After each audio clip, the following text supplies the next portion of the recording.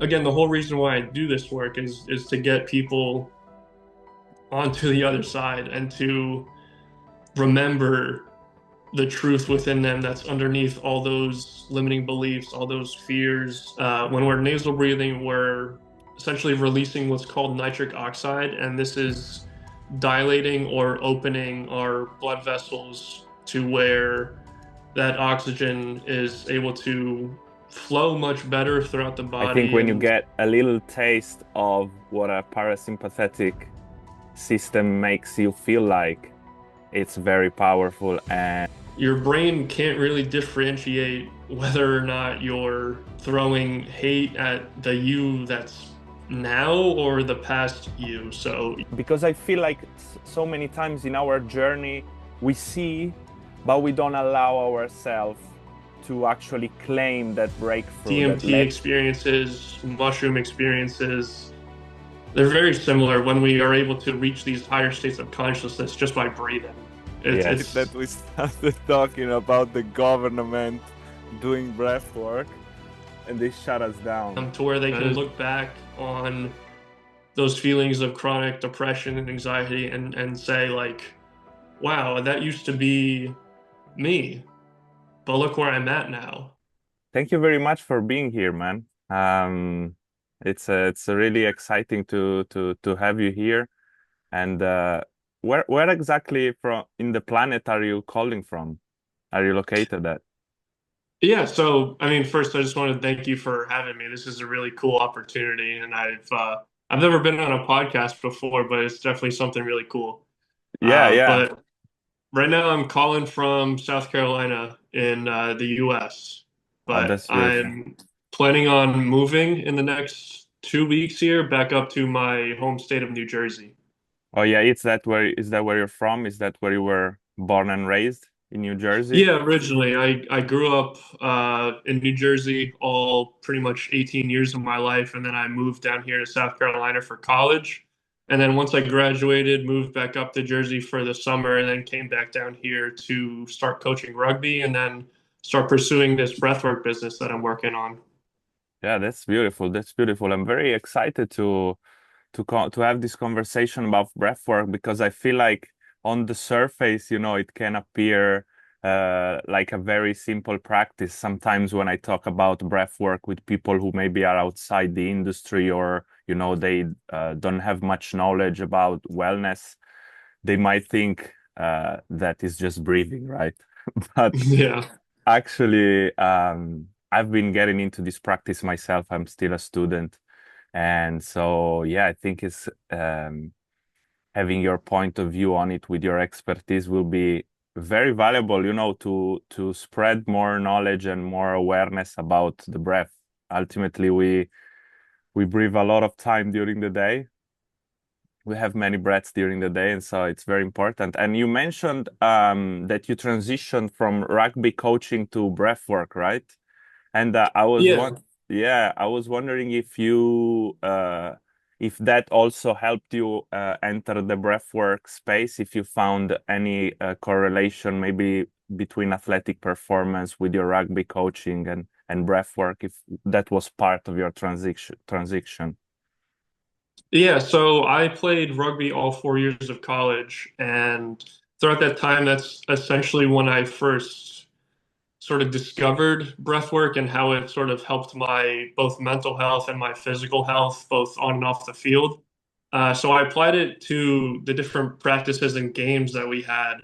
And yeah, it was just a really cool way to sort of see my performance and my own self as like a science experiment where these breathing techniques and these practices that I had adopted were benefiting my performance to where my endurance had increased. I was able to go on much longer sprints without feeling winded so easily. Say, like at the end of the game, when people are more gassed out or their endurance isn't as good, I was able to sustain myself because of different breathing techniques that involve, say, breath holds or much longer periods of a certain breathing technique, like things like hyperventilation breath work.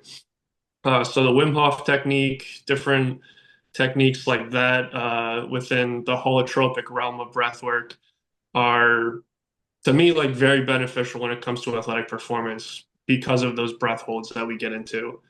Um, but yeah, I'd say the transition from being a player all 4 years and then into coaching while also having that breathwork knowledge was it was really cool because when I first started coaching my former teammates who I don't really call them my players because they're my former teammates, so it's Yeah. just like they're my friends as well. But um, I would have them go through different breathwork techniques, like I mentioned, like the Wim Hof technique and other sort of hyperventilative styles of breathwork, and they had so much positive feedback on it where they were mentioning how focused they were for specific drills, how really just dialed in they were for the entire practice due to the breath work that I had shown them.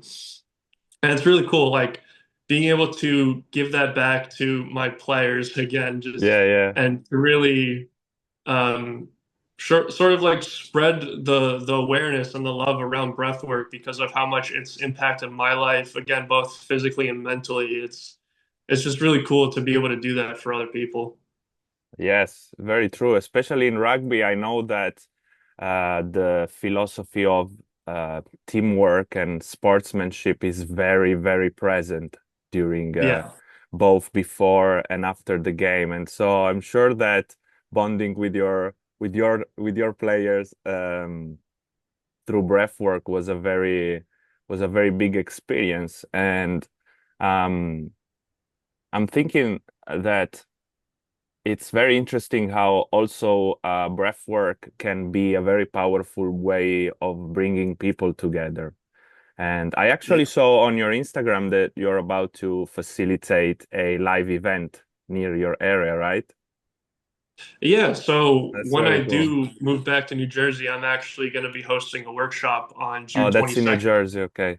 Yeah, Yeah, yeah. yeah, So yeah. it's How you that was feeling a about goal I that? had. How you feeling about I'm that? I'm very excited for sure. It's like I don't know, again, just to be able to give back to others and hold space for them and facilitate this healing practice. It's just like I'm always at a loss for words. Just being able to do this and the fact that I get to do this, it's really cool. Um, so yeah, I've been slowly sort of developing the business and really starting to get my name out there Yes. within these workshops, these sessions that I hold, and especially on social media. Like that was a big catalyst for me was when I first started posting these videos and these different tutorials on breath work, breathing techniques, and really how to breathe.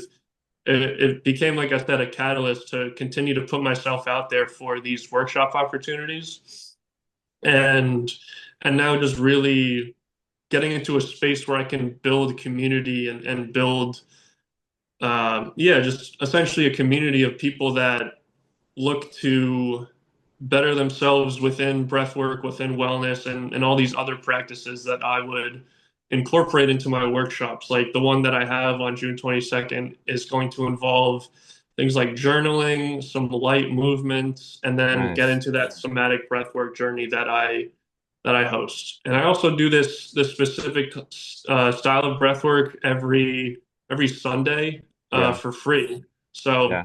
if you wanted to join later tonight, I'd be happy to invite you to that. Yeah, absolutely. That would be amazing. That would be Yeah. amazing.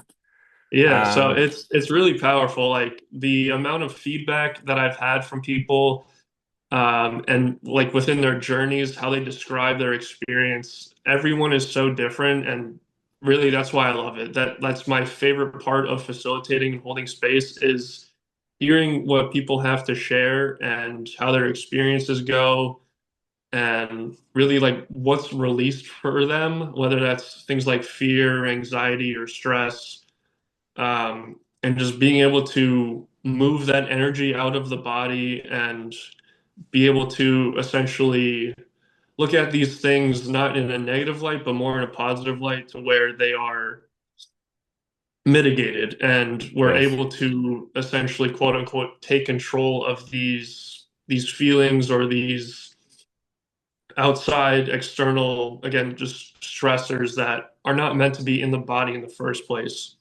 So with the breath, we're able to move that energy and really, again, just look at it in a more positive light. And again, just the sharing, it's insanely powerful and cool, the experiences, because they're very similar to that of psychedelic experiences. Like when you hear people describe, say, DMT experiences, mushroom experiences, they're very similar when we are able to reach these higher states of consciousness just by breathing. Yes. It's very cool. Yes, and I am very happy to hear that you put a lot of importance also on the after, what happens after we do powerful breathing sessions, because at least my personal experience with it, I started by myself here in my caravan where I'm traveling with, and I did a very powerful yogic breathwork session with very powerful breaths, and I had a lot of release. I had a lot of release which I have never experienced before. And sometimes, as you said, um, all these fears and all these past emotions comes up, but sometimes it's even very hard to identify and give a frame, or to really understand what is it that it's coming up. Sometimes it's just raw energy, right? It's just Mhm. raw energy coming up, and energy is moving, and so I think that it would be very powerful to experience this in a community setting, with sharing, so that you can also have other people experiences with their somatic responses on these releases, and really understand how this beautiful energy inside of you moves. And so I'm curious to know if you see any patterns or any common experiences that people have. If you notice that around the people that come together with you, there was a lot of fears about certain specific things, or if you noticed any, maybe even any patterns when it comes to people first experiencing these powerful releases. How do you normally see their reactions to this beautiful and powerful experience? Yeah, so specifically for my sessions, I always like to really just recommend that the individual experiences their own experience, as cliche as that might sound, but I'm really just there to be a guide and give you these, again, guidelines to, again, give you this experience. But um yeah, it's really just about their own journey. I have no say on it per se, but I really try to make them feel as safe and as comfortable as possible to really get to that point where they can release. So I really like to, I guess, hark on the fact that you want to get into the most comfortable position possible, that being lying flat on your back, that way the energy is able to flow in the most efficient way. Because when we're sitting, we're essentially blocking that energy flow and that energetic flow throughout the body. So when we are flat, everything really just flows in a much more natural way. And throughout the sessions, and what I've noticed is a lot of people end up feeling very calm, and that's essentially what we want, of course, but it's because of the fact that they're, again, releasing those things like fears and stored emotions, stress, anxiety, and the specific style of breathwork that I use within somatic breathwork. I do a start of more rhythmic and relaxing breath work. So inhales through the nose, exhales out the mouth, and we're extending that exhale, which puts you into that parasympathetic state of rest and relaxation. And then getting into a more, I say, activating style of breath that's just hyperventilation in and out through the mouth. And this is the majority of my session, where when you're breathing in this hyperventilative style, it's essentially mimicking these states of stress or these states of anxiety, because you're putting your body into this more controlled state of stress, which is hormesis. this is just a positive stress response on the body. It's much like when we're running or doing any sort of workout where we're getting the heart rate up, but it's under our control. And when we put ourselves in these stressful states, but it's under our control, we're able to really feel into that state and really feel our emotions in a much more safe and healthy environment because, again, we're under control and we're in a safe environment where we're, say, in our house, in our bedroom, on our bed, what have you. We're just in a comfortable environment, able to, again, feel into those emotions in a much more secure and safe way. The keyword being safe, of course. We just want to keep this whole environment and this experience safe for the participant.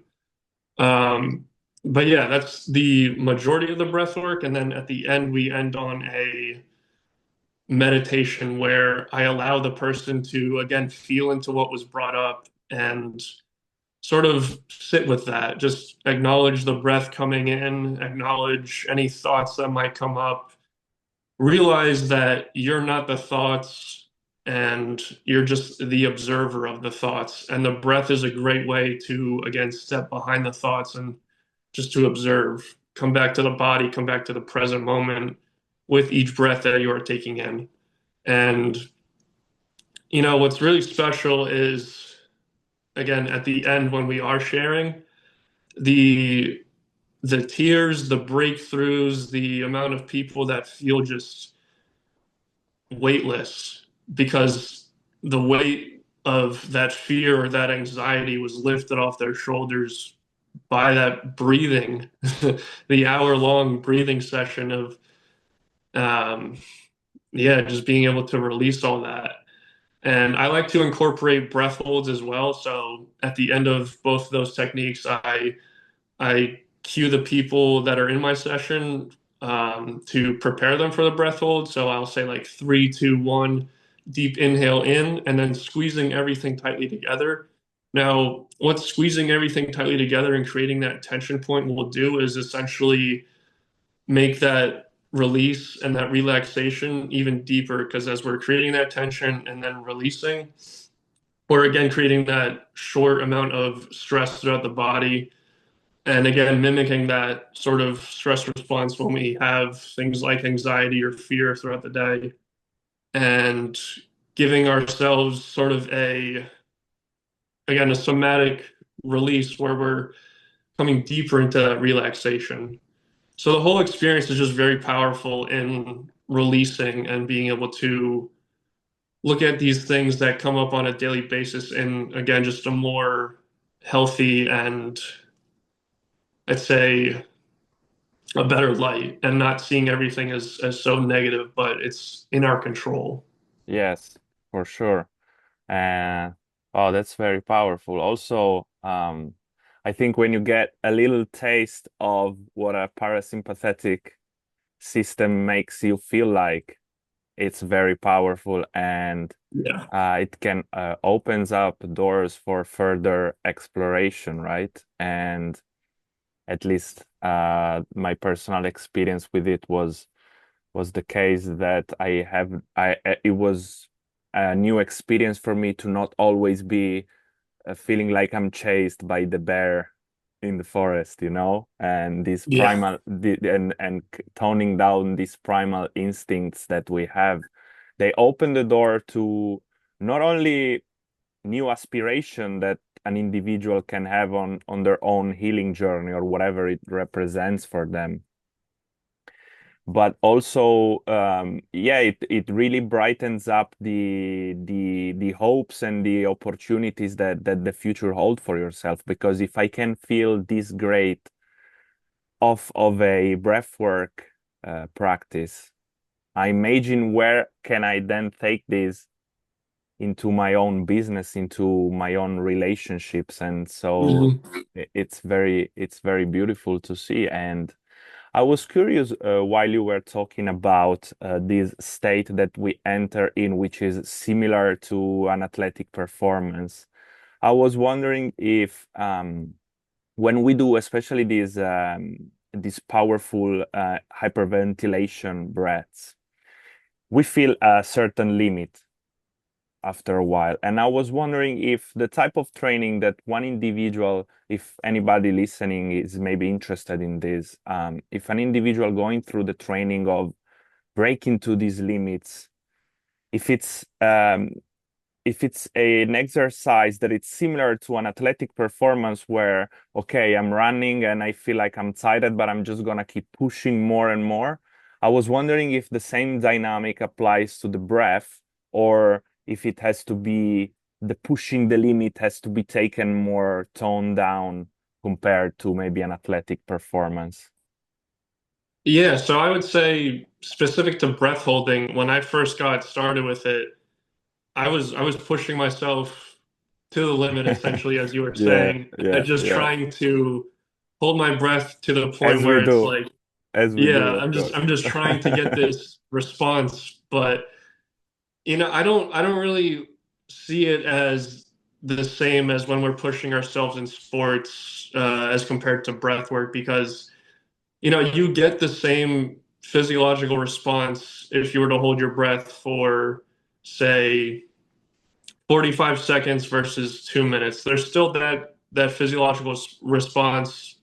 We'll just say like within exhale breath holds, where your heart rate's decreasing, your blood pressure's decreasing, you're able to come into a more still and peaceful sort of presence within the body. But yeah, I'd say pushing past your threshold, it's also very much within the mind. You're able to do a lot more things than you may think you're capable of. That's something my coach Ben Holt always says within breath holds. It's a lot of fear-based mind chatter that you get into when you start doing breath holds, like, oh, I don't know if I'll be able to hold my breath this long.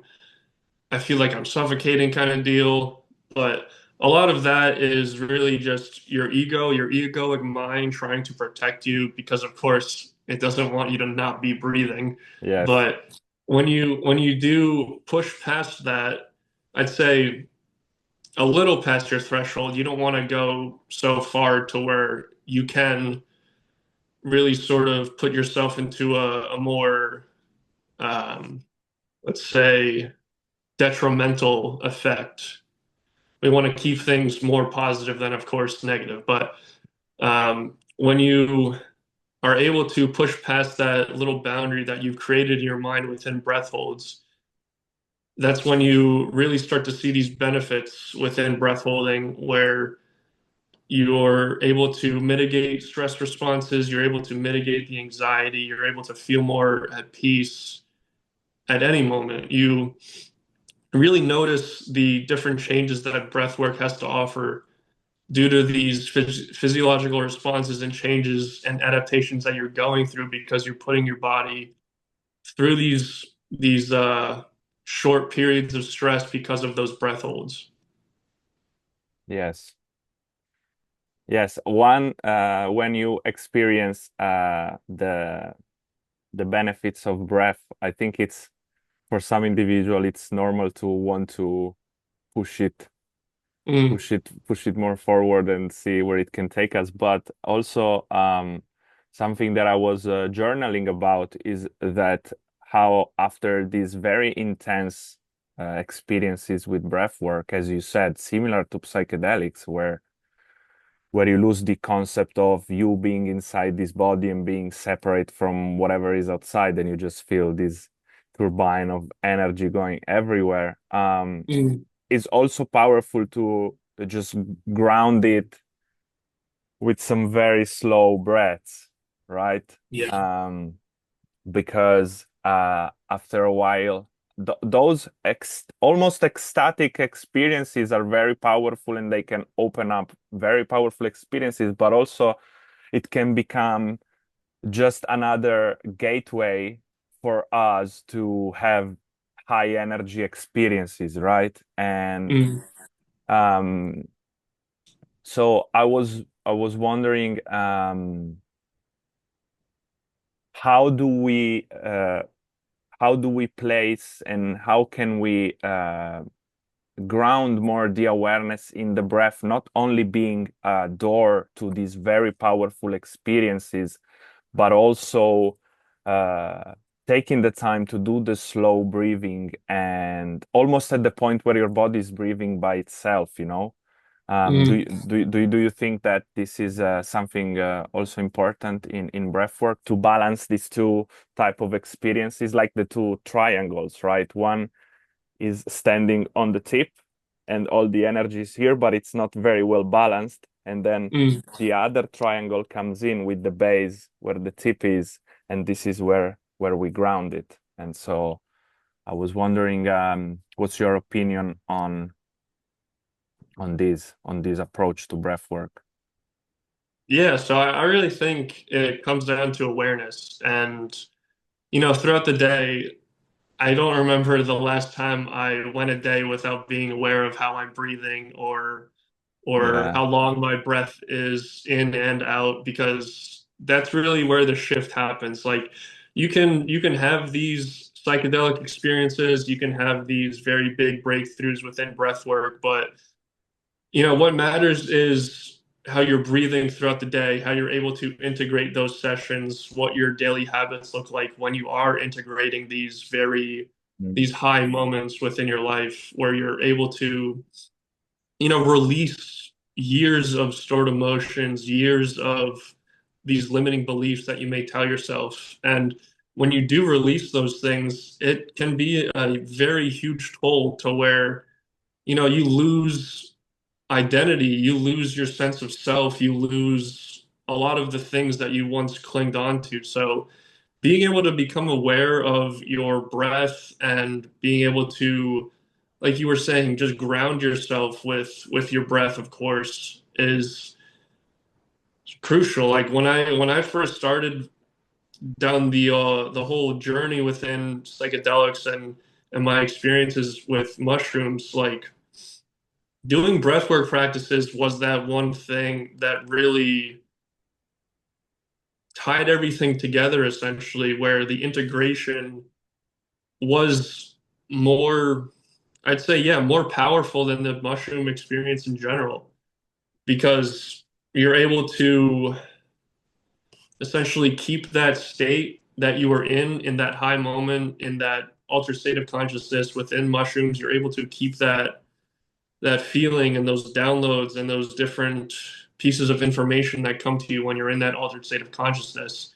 And you're able to really process them when you do integration with breath work or something like journaling, and you really get those thoughts out on a paper and really just analyze what it is you just went through for the past like Yes. 5, 6 hours, however long your trip may take. But yeah, the whole integration process, again, also just being able to be aware of your breath, doing that throughout the day, just really taking a second to take a deep breath in, not only deep, but also slowing down the breath. I've noticed how crucial that is as well.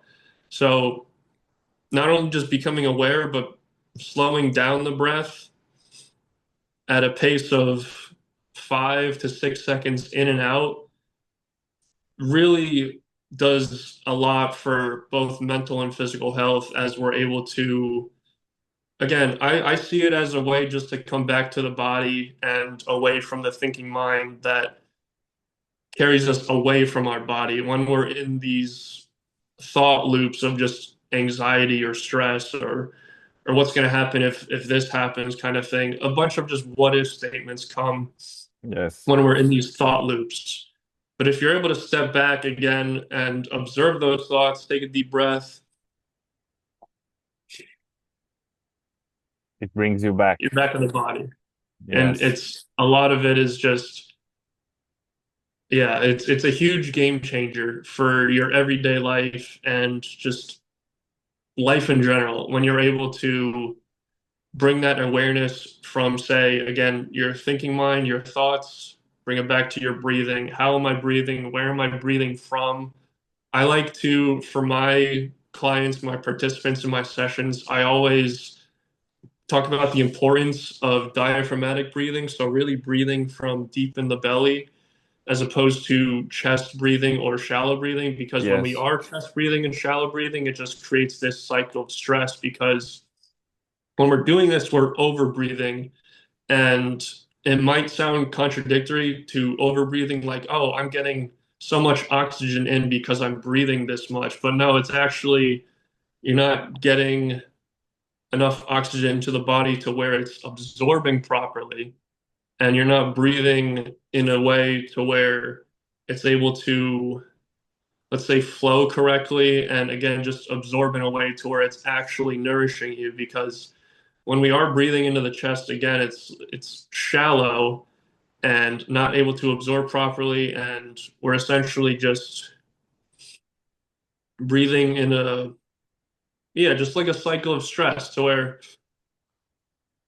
you breathe like that so often, you're going to get into these states of anxiety and these states of stress to where that's all you're living in. Yes. Now, I like to really push the basics of breathing where when we start to breathe diaphragmatically, it just creates this, we'll call it like a positive downward spot or upward spiral where the positive benefits that come from just switching your breathing habits to go from chest breathing to diaphragmatic breathing, it's really something just really cool how quickly your health can change just by breathing in, let's call it, the correct way. I know a lot of people's anatomy and physiology is different, but I like to again just recommend becoming aware of the breath, slowing down the breath, and then of course breathing in the areas that are, in the low stomach and diaphragm, and really breathing outwards, not always upwards. Yes. And experience how it feels for all those muscles to get Yeah. activated. And it's it's um it's incredible how before before people get aware of how they breathe, also, at least I noticed on myself how many times I was almost in a state of apnea, almost like very tense and hyper focused. And it really mimics a very intense cognitive task or a very intense athletic performance. And imagining to be living in that state for such a prolonged time, it really makes you wonder, wow, the powerful effect that not being aware of how we're breathing can have on us, because also the respiratory system is gonna send messages to all our other systems Mhm. to what's up, like how do we have to behave, dear breathing, tell us if we are stressed, do we have to chill now? And so it is very powerful. And you touched on something that my body responded, the resonated with when you touched on identity, the relationship between the breath and identity, where um, I read a quote I was reading. Maybe I have it here. Oh, no. It's The Book of Not Knowing by Peter Ralston. I don't know if you heard about it. I have not, but I'll I recommend. definitely Yeah, check that if out. I normally have it around. Anyway, it's somewhere, and Mm. it's very beautiful, and it's this guy is a martial artist coach, and he studied with Zen masters, and he talks about the the Zen saying, "Empty your cup of the things that Mhm. you think you know," and he touched a lot on identity, and there was a quote that said 99% of the things you do are for yourself, and that self does not exist. And that was a very powerful quote, and it resonated with me when you said identity, because all this idea that we have of ourself with cultural assumptions like the Chase that grow up in New Jersey, and the family, and what do we think we have to be accepted and loved. And so we add all these layers on ourselves, and then because these layers don't resonate with with the real self, then we start feeling empty, we start feeling the doubts because we are acting, and the doubt comes up when we say, oh, am I acting right? Like, am I doing this the right way or not? And as you said, uh, with the breath, it's like you breathe in all those layers and then you let them go, right? And it's very it's divine how simple it is. Sometimes we want to go, we are attracted to the plant medicines and all these practices when in reality they are very powerful. They are very powerful doors, and everybody on their journey is going to encounter the medicine that they need to. But sometimes just the breath, just the simple practice, simple quote unquote, of course, of the breath, as you said, can shatter all that and take us back to the pure light that we are, that self that doesn't have any conditions. That self is not a breathwork facilitator, or it's not making a podcast or whatever. It's just there, and sometimes the right breath can take us back there. It's very powerful. Yeah, I 100% agree with all that. I feel like when we yeah, when we do experience these kind of these breathwork techniques, and especially these higher states of consciousness within psychedelics and plant medicines, it becomes real clear that we are not the thinking mind, we're not the mind in general, we're not the body even. We're this spirit, this soul that is essentially it's so hard to put into words, but Oh when you yeah, are able it's the to hardest things. It's the hardest thing to put it into we're words. essentially, just like this body is like a vessel, and this mind is a way to guide us. And yeah, I don't know. It's so hard Yeah, to put yeah, into yeah. I words. know, man. When Yeah. we get into these higher states of consciousness, it definitely makes more sense. It's like, oh, I'm not this body, I'm not the mind, I'm not these limiting beliefs that I put on myself.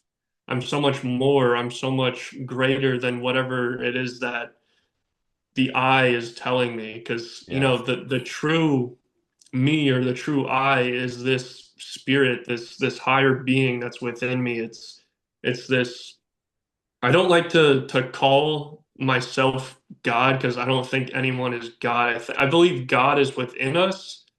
It's all around us. It's in the air that we breathe, and I feel like that's attuned with how our spirit is. It's like that's what's within us. That's our truth, is our connection to the source, our connection to the universe and God. It's it's so much more than whatever our societal viewpoints are put on us, or our I guess our conditioning throughout our life has been put on us. And yeah, like what you had said, when we release those things through breath work and these plant medicines and psychedelics, it's like, oh, back to my truth, back to who I actually am underneath the body, underneath the mind, and underneath all the stuff that I've been carrying that doesn't need to be there, that should have never been there in the first place. Yes. Yes, very true. It is hard to put these concepts in words sometimes because ultimately we are trying to put ultimate truth and verbalize it. Mm. And it's a fun endeavor. I love to do it. I could spend my whole day philosophizing about these things, but yeah, it's it's very powerful to see how the breath can connect us to our identity beyond the body, right? And I I have a question that popped in mind. What do you think would happen if all the world leaders started practicing breath work? What's the scenario that you think would play out if something like that happened? I mean, it's the same sort of question. Like, what if the world leaders were to take psychedelics? Like, Yeah, exactly. you would hope that they would learn and feel like hey, what if what we're doing is wrong? And we shouldn't be, you know, endorsing the killing of other people or the yeah, just the destruction of our planet for what kind of gain is there? Honestly, like Yes. when they're able to again just realize that there's so much more. All Uh, right, so before how we got interrupted, how fun is it that we started talking about the government doing breath work and they shut us down? that is funny. Of course, it would happen like that too. Yes, it's so funny. But yeah, do you want to I would love to let you continue answering the question because you were getting to a very interesting point. What would Yeah. happen if our lords would do breath work? Yeah, so I mean, I feel since it is a very similar state to those psychedelics and those plant medicines, those things like fear and those insecurities and those negative emotions that wars are waged over would essentially drop. I mean, hopefully drop. I feel like Yes. you want, of course, to have people get to a point where they feel peace, they want to spread that peace, they feel love, they want to spread that love to others. So I feel like if we learn how to had if we oh my goodness, if we did have essentially world leaders get to a point where they were doing these practices like breath work or plant medicines, it really fix a lot of issues to where we get to a point where we're actually working together, where we see ourselves as this collective, these cohesive people, like we're one. We should be working as one and not see everything as a means to divide ourselves or to separate. Um, but yeah, I think a lot of yeah, just a lot of problems, a lot of these viewpoints on how we see each other as different would really just be washed away as soon as we're able to release these things that may seem negative, but really, I say these things that seem negative, I'm referring to things like anxiety and insecurities and all that. But when we're able to release them and again, then see them more as, let's say, positives in our life, it creates a way to see other things as positive and, like becoming into a more gratitude state of mind, I guess.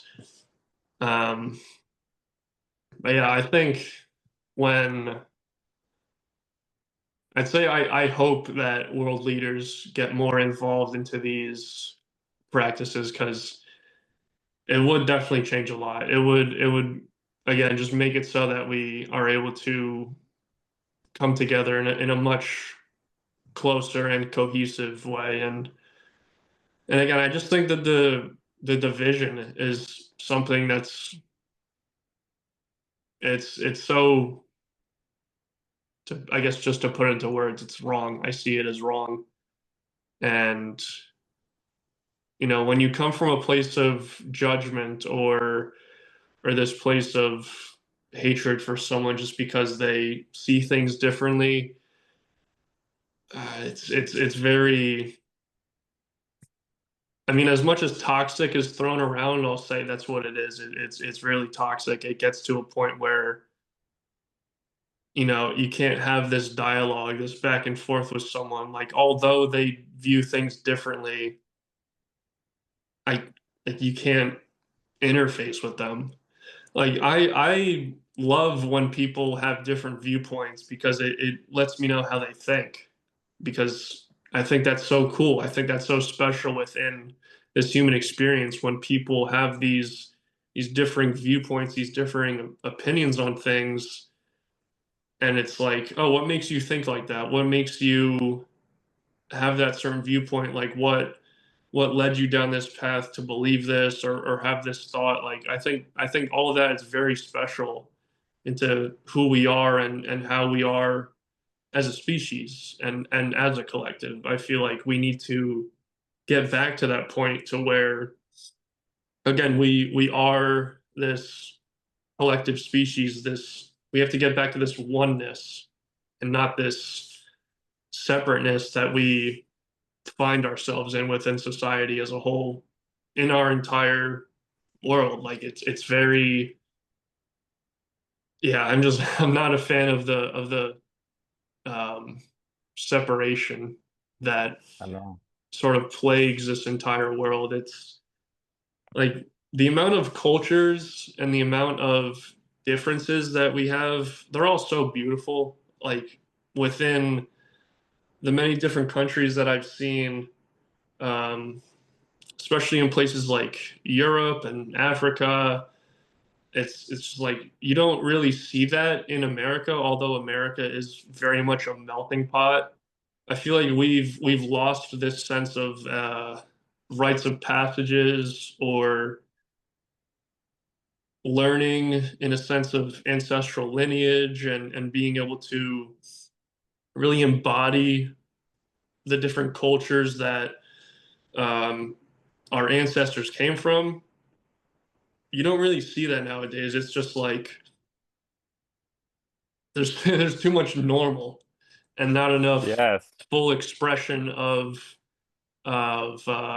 just who you want to be, what you want to embody, and what you um, the things that have been passed down from generation to generation. You don't really see it too much in the U.S. And I feel like when we're able to again become this one, this cohesiveness, we're able to share and really just bring a lot more peace and a lot less hate because when we do feel into this peace and this love when we are in a more connected way with other people, it's so much more of just you really begin to feel that embodiment of that oneness, and it's not just a saying anymore. You really start to feel it. Like there's a reason that so many different cultures, they don't leave their family.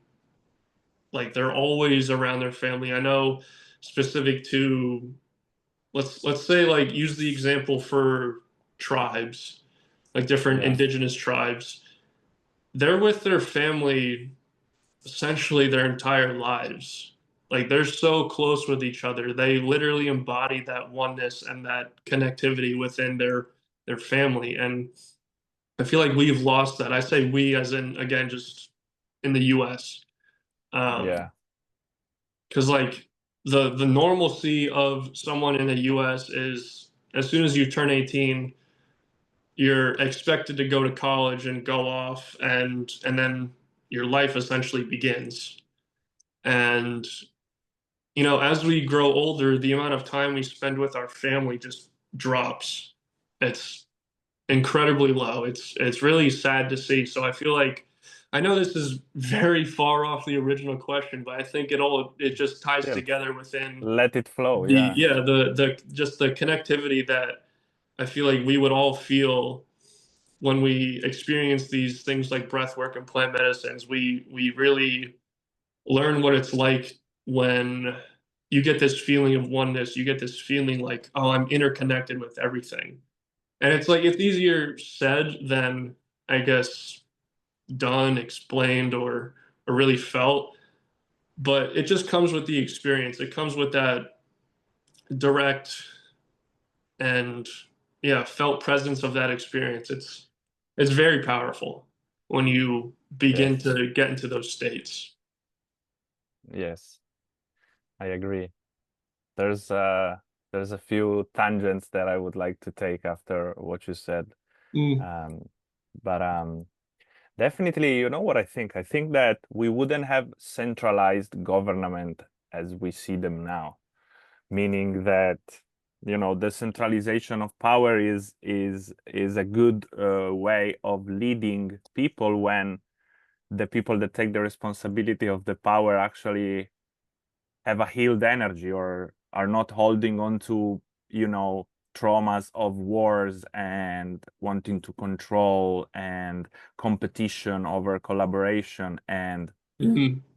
as you said, this definitely impacts also our lives as individuals with our families, as you said, for example, because when this centralization of power to stay centralized, it needs our our energy, right? And for as you said, I can see a big difference, for example, even in movies, right? If you watch Western movies or if you watch like anime, for example, in anime is always about this group of people and its collaboration, whereas Western movies it's all about the hero, like Yeah, just one some guy. yeah, the individual guy who takes over everything, and it's individualism. And you can see how there's a narrative that it's been played through entertainment, through many means, so that these centralizations can exist with us wanting to keep them, because once they're able to manipulate the narrative through which we see the world, once we think that being a lone wolf and the single hero is the way, and it's me against the world, and once they can manipulate, like our heart is essentially a battery, right? And it can amplify their own agendas. And so I think that um, I don't think that there would exist any type of centralized government, to be honest. Or if it was, if it would be very much similar to the chief of a tribe, Mhm. where the tribe is directly involved in what happens, also with his decisions. Because I also think that politics almost finished when the, the, the politicians stopped going in the trenches with the soldiers.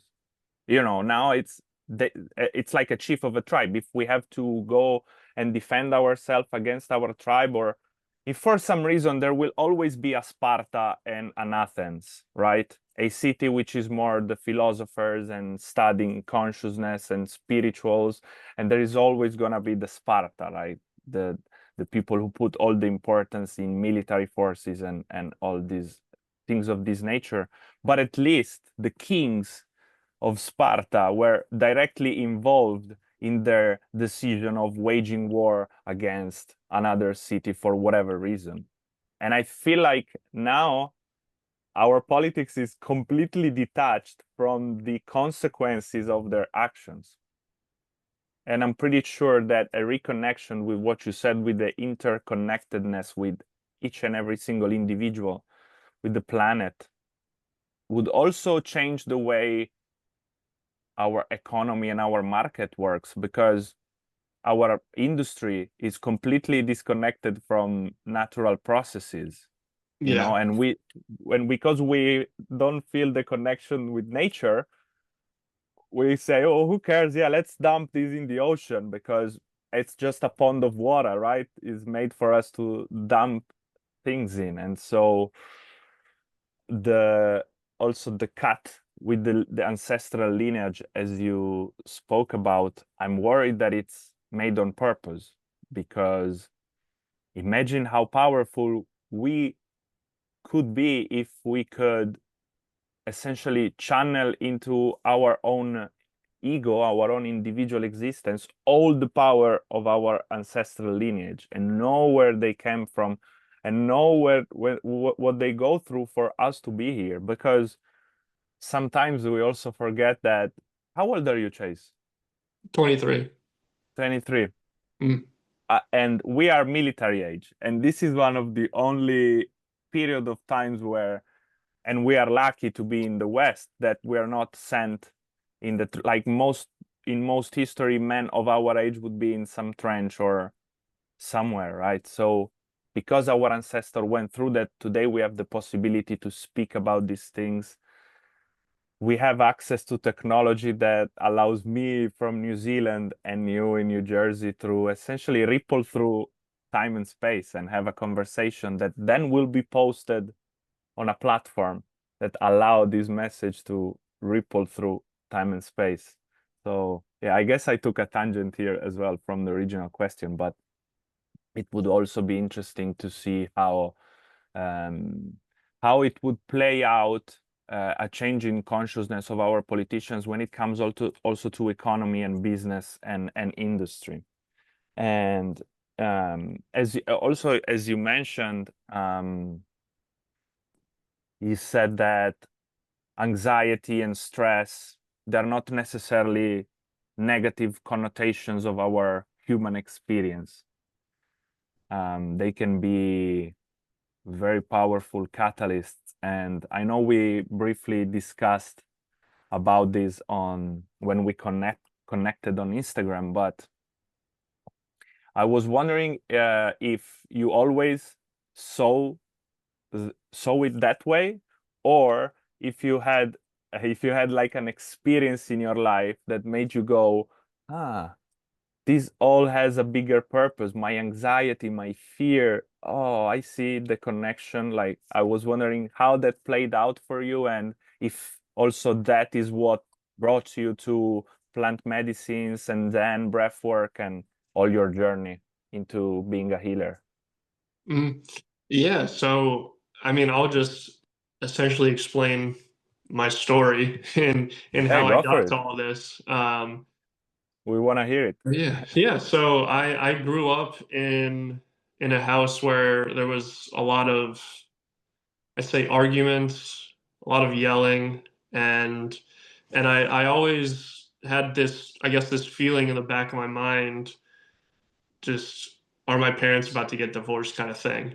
And I remember when I was in, geez, as young as like elementary school, having that thought in your mind as a young kid, that's that's not healthy, and it can't be good for the health of, your brain, especially just holding on to that and not knowing how to process that sort of feeling when you're that age. It sticks with you, and it definitely stuck with me Yes.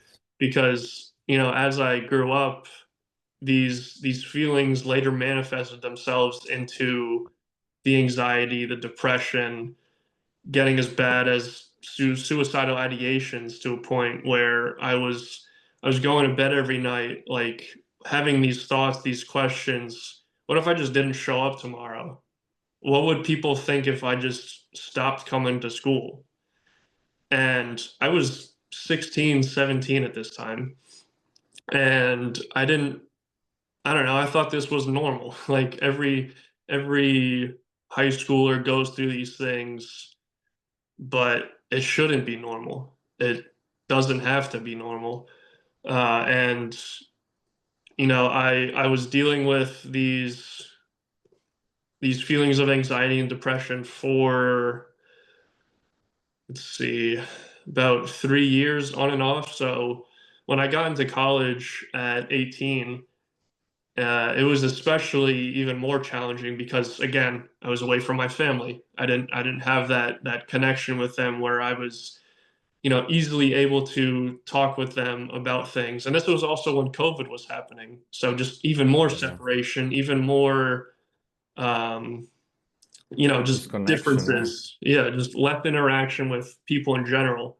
So my depression and anxiety just skyrockets from there to the point where I'm having these regular panic attacks. And it's just like, what is happening to my health where these things just, at the time it was like, why is this happening? But I wasn't looking at these root causes, these different events that happened in my life in childhood that, led up to all these major, let's say, events again. But yeah, when I took the time to really just investigate and see behind all these different events that happened throughout my life, it's like, oh, I have the choice to make here to either continue to live my life in this fear mindset, this these states of anxiety and depression. And I mean, it's again easier said than done to just flip a switch and come out of these states. Like, I understand how hard it is. I've been in those the situations like I'm describing. But there was a point where, I was using things like alcohol and cannabis to where I wanted to mask these feelings and not truly feel the feelings like they're meant to be felt and expressed. Um, and once it got to a point where, I didn't want to use these coping mechanisms, um, to mask these feelings anymore, I started to take my health more seriously. I started to go down the rabbit hole of things like breath work and meditation and plant medicines, mushrooms, all these different areas within holistic health that are proven to take your mental and physical health from, let's say, this is the bottom and then to the top. But Yes. you get to a point where it's like what I was saying, like I can't live like this anymore. There has to be a way out to where Yes. I can see the light at the end of the tunnel. I can see these feelings of peace within this journey that I'm on. And once I did start to get really obsessed with breath work and meditation and just wellness as a whole, like that's where the big changes started. That's where, like I was mentioning earlier, where these adaptations and these physiological changes start to happen because of that simple change in how I breathe, in where I breathe from, in the rewiring of the brain because of things like psychedelics and plant medicines. They literally rewire the pathways in your brain to where you start having these, I'll say, like newer thoughts, and Yeah. it's where like you can't even believe you used to think like, oh, what would it be like if I didn't show up to school tomorrow? Like I'm at a point where it's crazy. Like I say crazy in a way to where it's like, yeah, I used to think like that, but I can't even imagine thinking like that now. Like I love Yes. where I'm at within my journey, and I think it's just how far I've come within like everything, going from those states of deep depression and suicidal ideation, not wanting to go down, say, the Western pharmaceutical route because of how Yes. much, just um, how much I'll say just wrongdoing and negativity there is around Western pharmaceuticals. I didn't want to go down that path. So, like I mentioned, I went down the whole holistic route of breath work and meditation and plant medicines, and it's truly just changed my life in the most amazing way Complete way, because, right? yeah, like I wouldn't be who or where I am without those holistic modalities, but at the same time I also wouldn't be who and where I am without those feelings of anxiety and depression. Like Yes. those, that's why I mentioned like those are a catalyst. Like Yeah. those are, as hard as it is to put into words, those are the, I'll say the reasons, yeah, the reasons why I'm doing this, the reasons why I'm doing this work is to help people get out of those states and realize the power that they have to step into this sort of, call it, new timeline, to where they can realize these feelings of peace, this inner peace, this love that's always been within them through these healing modalities, these healing practices, and get them to a similar point to where I am, to where they can look back on those feelings of chronic depression and anxiety and say like, wow, that used to be me, but look where I'm at now, completely Yes. in a like a different person, an entirely different person. Like when I look at pictures of me from that time period of late high school, early college, it's like there's so much I don't recognize, but at the same time, it's like that's who got me to here.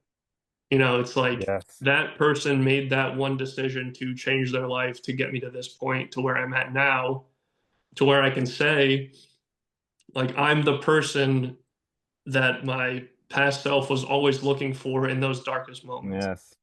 Yes. Well, first of all, thank you for being very open and vulnerable and sharing your journey. I'm sure that there is so much people that, and I can see the work that you have done through it for how you carry it with your embodiment of your experience. And I'm sure that inspires me and people who will be watching or listening to see what is possible to do when you really decide to do the inner work, which is the most important work, I believe. Yeah. And um, was there a moment where you had to give yourself then permission to claim the breakthrough, or was there a moment where you consciously remember of saying, okay, now I am the observer now. I see everything that happened to me. Now, because I feel like so many times in our journey, we see, but we don't allow ourselves to actually claim that breakthrough that led you into your next chapter of your journey and being the person that the young younger Chase needed. I feel like so many times we need to give ourselves also that permission, speak to ourselves. And it's like, yes, what you see is true. What you see is valid. What you see is your experience. Now give yourself that permission to really dive deep into the breath work and the meditations. You have permission to do that. And so I was wondering if that was part of the journey as well. If you remember a time where you said, "Okay, I'm giving myself actually permission to claim my next uh, my next season, my next journey, chapter, whatever we want to call it." Yeah, I feel like it's similar in the sense with that whole the integrations piece that I spoke to, because like you need these moments where you give yourself grace, where you give yourself um, that time to really, yeah, just like step back and realize like all the work that you've done is so important, that it's led to this moment, and all those moments that you may see as negative, or you might view them in a negative light, like they they led you to this decision to say, hey, I don't want to live like this anymore, or hey, I feel like there needs to be a change.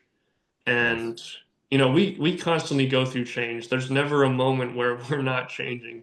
Like I can think, just in the last 6 months, 2 months, even 1 month, the change has been drastic. Just, I mean, that's due to my journey as a facilitator, and just how I'm growing within my skills, abilities, as well as just the business in general. But that's a whole another topic of discussion. But yeah, when you begin to really just make that switch and start to say like, hey, I want to step into this next chapter, this next chapter, like you had mentioned, it's you really start to give yourself gratitude, give yourself the love that you've always deserved.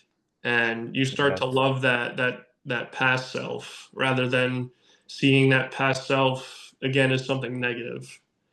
Because when you start to switch your mindset from, say, oh, I didn't like that version of me, I'm going to, say, sweep that version of me under the rug kind of thing.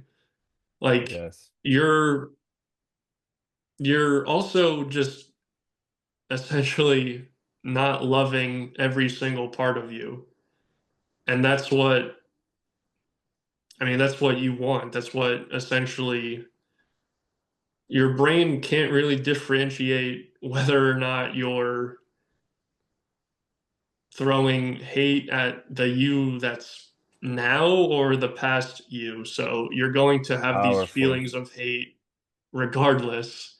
So switching your mindset to those feelings of loving that past self is going to be huge, and giving yourself grace because that past self is who led you to this moment, led you to this now self. It's like, yeah, it's crazy because I had to learn that one the hard way. Oh I yeah. remember I was at a retreat this past September, and I was going through that same thing. I was like, man, I hate my past self. I don't Mm, want anything to do with that person because I used to be a very resentful and angry person because of those like those feelings of depression, anxiety. I would push them down, and when you don't allow yourself to feel fully into what's happening and you do suppress those emotions, they come out whether or not you want them to or not, and they yes. come out in the Yes. worst way. So yeah, I was dealing with that a lot this past September at this last retreat. Like I was sort of in a state of resentment over my past self.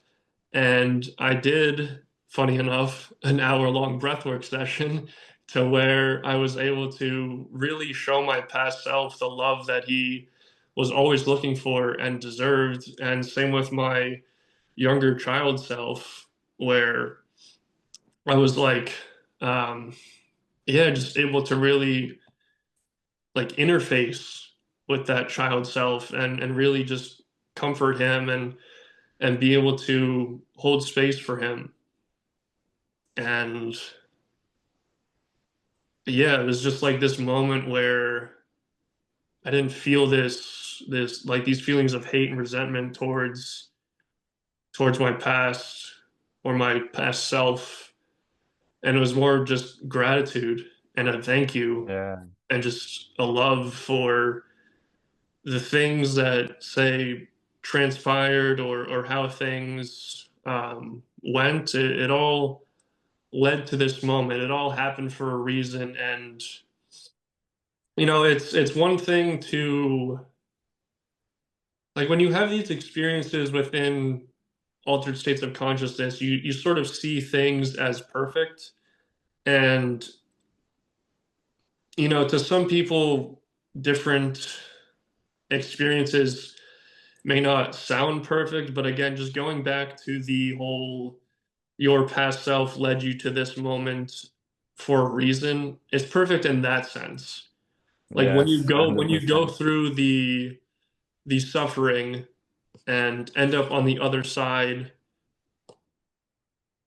like in these higher states, in this feeling of peace and this feeling of love, in service and to the collective, to others, and wanting to give back because you are an embodiment of someone who has come out on the other side and you want to see others get to that point. Like that's where I'm at in my journey. And that's again the whole reason why I do this work is to get people onto the other side and to remember the truth within them that's underneath all those limiting beliefs, all those fears, the the depression, the anxiety, the suicidal ideation. I could go on, but yeah, just what's Yes. underneath all of that. That's your truth. That's what's always been there, and that's what I'm essentially guiding you back to within breathwork and soon to be plant medicine facilitation because that's something I do want to get into at some point in Nice. my journey. Yeah.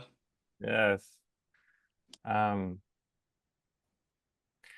I was thinking that um, there's a very beautiful dynamic when you said that once you experienced the other side, now you want to take other people, you want to show the power of this to other people. And I think there's I don't know why there's an image that popped in my mind, which is very beautiful, of the healed inner child that it's so excited about his new toy or his new play, his new game, that he wants to show it to all the other kids. It's like, check this. This is so much fun. And this is what the healed kid does, right? The healed child now has the space and the love enough to feel the excitement about something without this is more than knowledge. This is conscious experience. This is not head knowledge. This is like an insight on the power of this. And so I think that is a very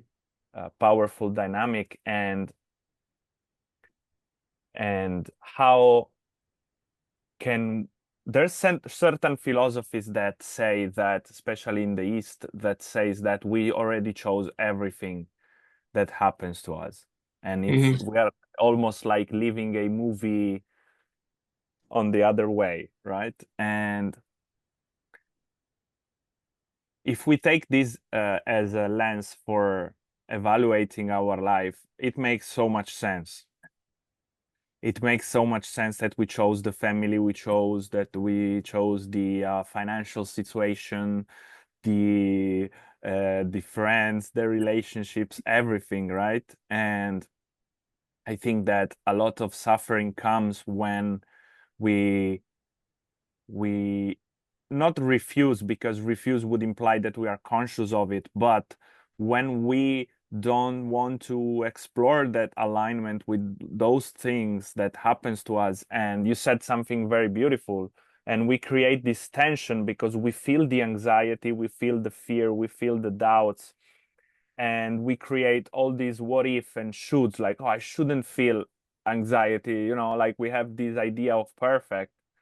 That it's funny enough, if you ask somebody to define what perfect is, they will never be able to come with a specific answer to say, okay, this is perfect. They have that would be the vision probably, or of their highest self. That would be the closest thing to the idea of perfection. But without the perfection of all the tribulations in the mud of the anxiety and the fear and the doubts, we would probably never even have the willpower to go look for light. If we never went through the sufferings, we are individuals that, as you said, you learned it the hard way, right? We learn it the hard way. And if we don't have the very um, extreme experiences at the two poles of the duality of experiences, dark and light, if we don't go to that dark, dark, dark, dark, then we will never, I think, have the willpower to experience this light. And for some of us, then become bearer of this light in everything we do, how we talk, and even take it a step further, become practitioners of the light. And then a dynamic that happens that you mentioned that really resonate with me. I've just started my journey into being a guide, and I really resonate more with the word guide rather than coach, Hmm. uh, because, as you said, I feel like the guide has less um, mental and ego dynamics involved. And when I say ego, I don't necessarily mean negative. I just mean a Yeah. certain dynamic that we behave with, where it's like, okay, and this is something that I felt into at the beginning of my guidance journey. I was like, okay, I have all this knowledge, I am the expert, and therefore I can help you, you know? And then, as you said, when you get into a more of a guidance point of view, it's like, I'm just showing up here with all the work that I did, but that it's like out of the way now. Now I'm just available to literally freeze time and space right now with you, create a container where I will not judge you, because I know everything that you've been through. I know from an insightful perspective, from a conscious experience. And now it makes you think, oh, that's why I had to go through it.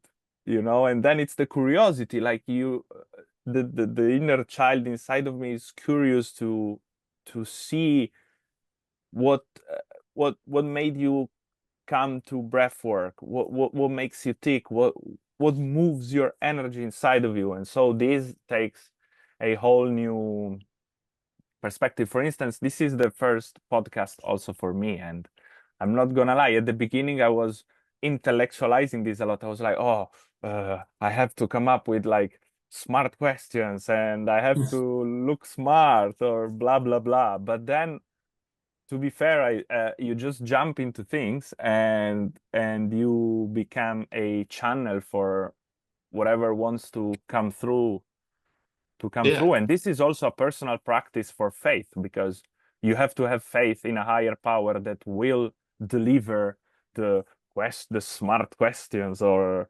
the best performance or whatever.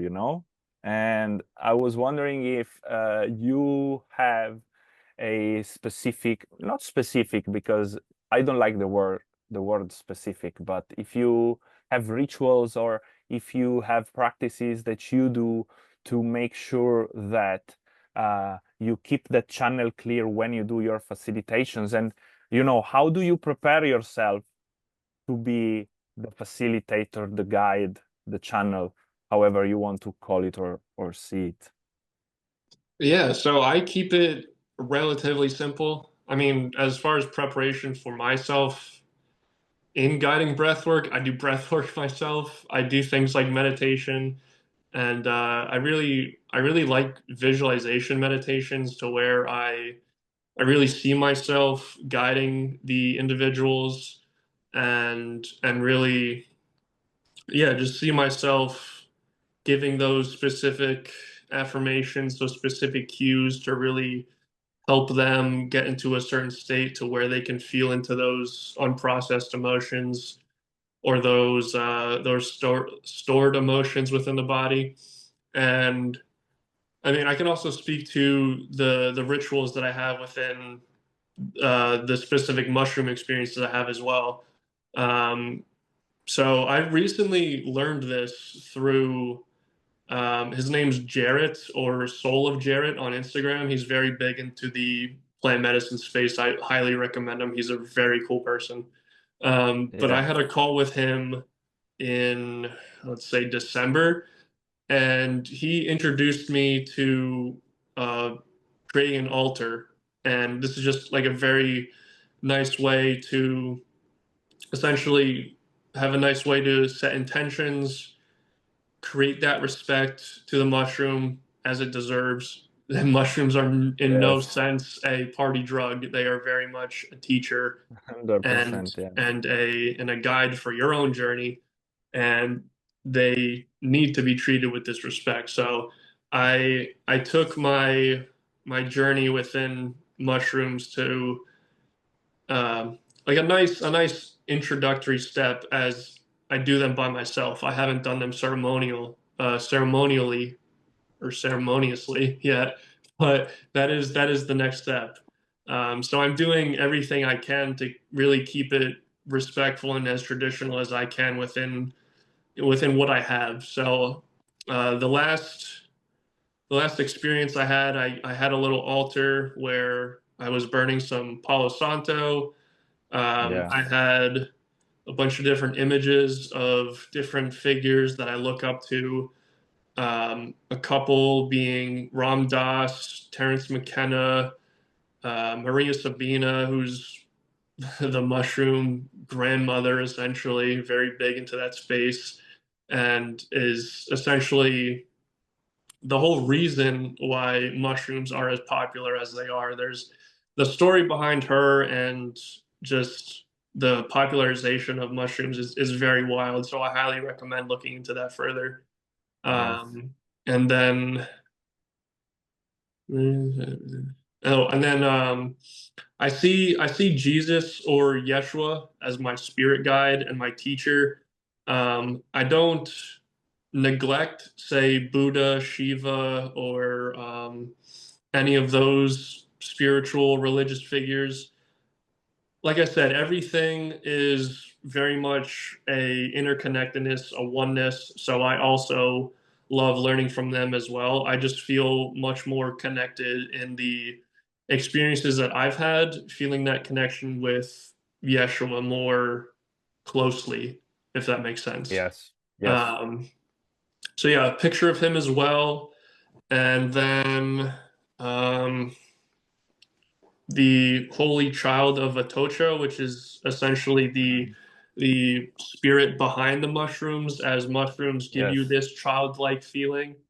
Yes. Again, that's something that Jarrett recommended as well, is to look deeper into that whole history behind that as well, which then um, got me into thinking more with, I guess, the religious use of mushrooms as well. But um, yeah, so I use those images on the altar. I use different books as well that have really transformed my experiences, really given me a bunch of insights into essentially just this world of holistic health and healing.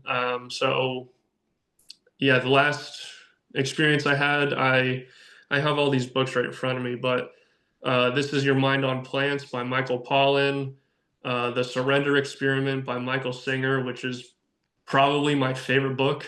Um, The Immortality Key, which is I'm I'm taking notes while yeah. you are listening.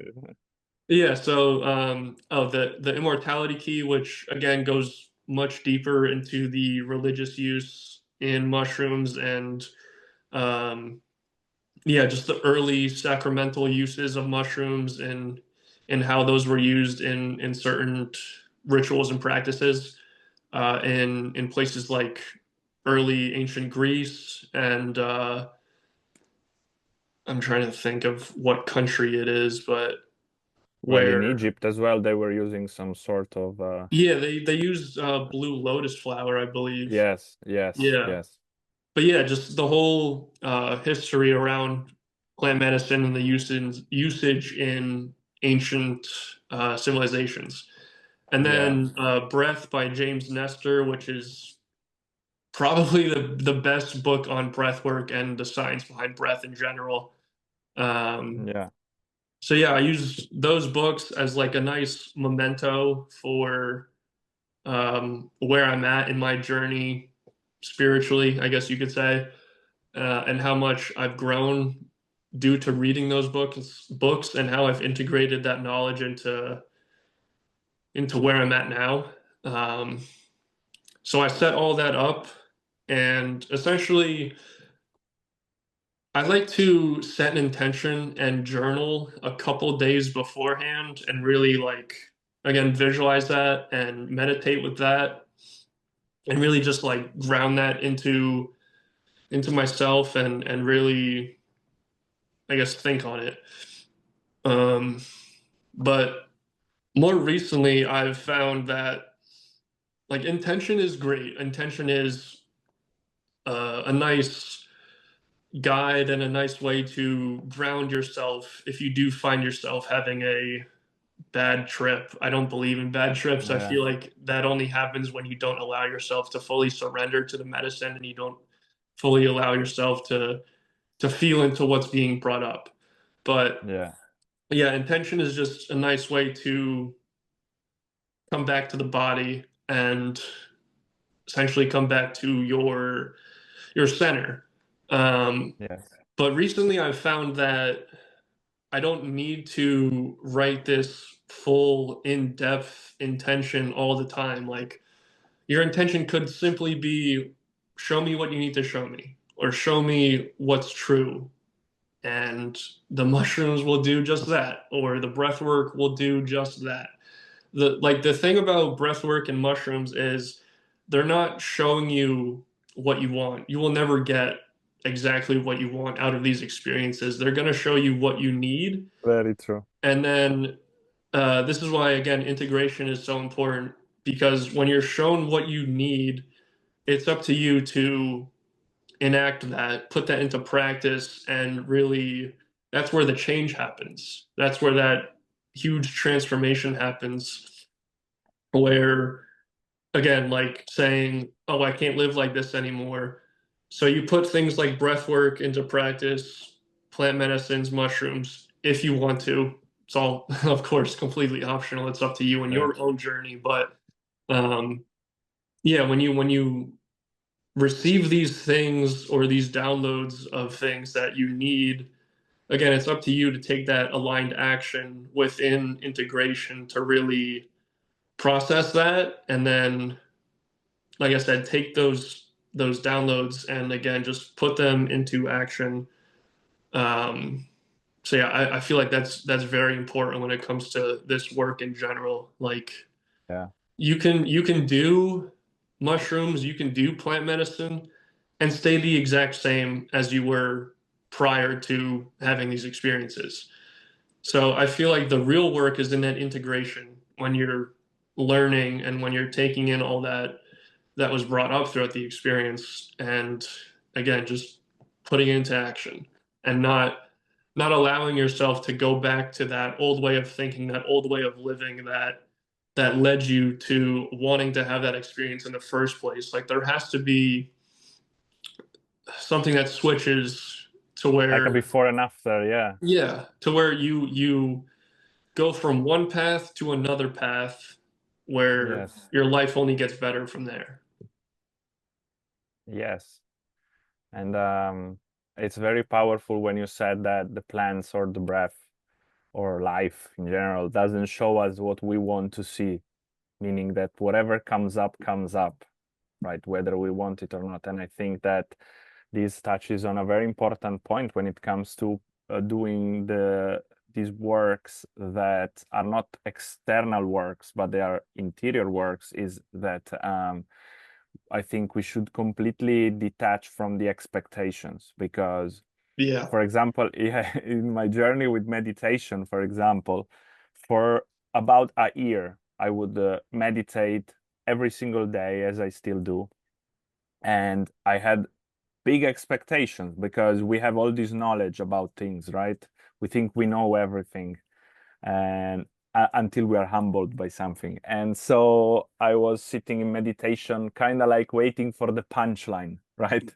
Waiting for the incredible breakthrough. And I noticed how I applied that to many other things, to many other practices, the expectation, the waiting for the punchline. And I think that what plant medicines, especially with their incredible power of bringing us things up in a very motherly way, I feel like it's not like, look at this. It's like, I know you're ready to look at this, so have a look. Like, trust me, have a look. And we can really have that profound experience only if, again, as we said, we remove ourselves from the picture. And this is the hardest practice because we're basically saying our mind that loves to categorize and label things for, our own safety, we could say.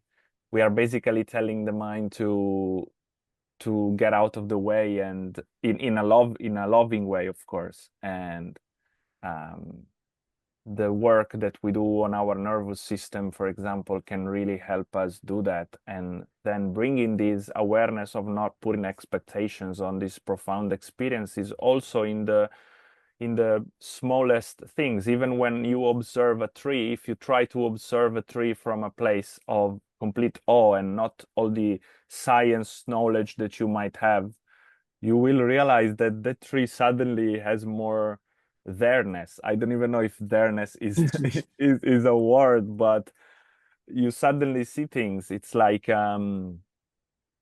with drawing, for example. I'm a very beginner, but if you draw, if I give you an object to draw, like let's say the cup that you're drinking from, if you want to draw that, you will draw based on not what you're seeing, but on your idea of the cup. And it's a very powerful practice to try to draw the cup only from the space that it takes, the shadows, and it really allows us to see to see things as they are, I guess, and not based on our knowledge of things. And I believe plant medicine and breath work really help you realize that you know nothing. You know nothing in a beautiful way, and it opens up so many profound experiences.